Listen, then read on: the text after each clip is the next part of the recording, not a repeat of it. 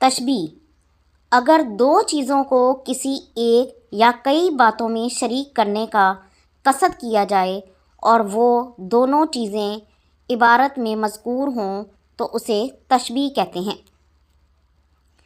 اس تعریف سے یہ واضح ہو جاتا ہے کہ تشبیہ میں دو چیزوں میں مشارکت یا مشابہت ظاہر ہونا مقصود ہوتا ہے۔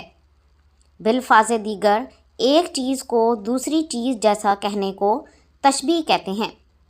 مثلاً جب یہ کہا جاتا ہے کہ حامد شیر کی مانند بہادر ہے، تو اس سے سننے والا یہی سمجھتا ہے کہ متکلم حامد اور شیر کی بہادری کی صفت کو شریک کرنا چاہتا ہے۔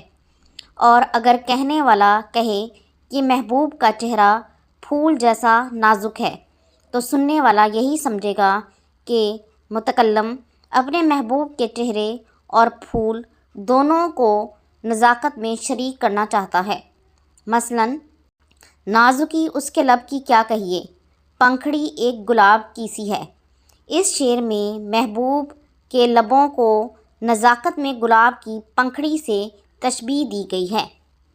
اگر آپ کو یہ ویڈیو اچھی لگی ہے تو اسے لائک اور شیئر ضرور کر دیں، اور اس طرح کی مزید ویڈیوز کو دیکھنے کے لیے میرے چینل کو سبسکرائب ضرور کر لیں۔ اگلی ویڈیو تک کے لیے اللہ حافظ۔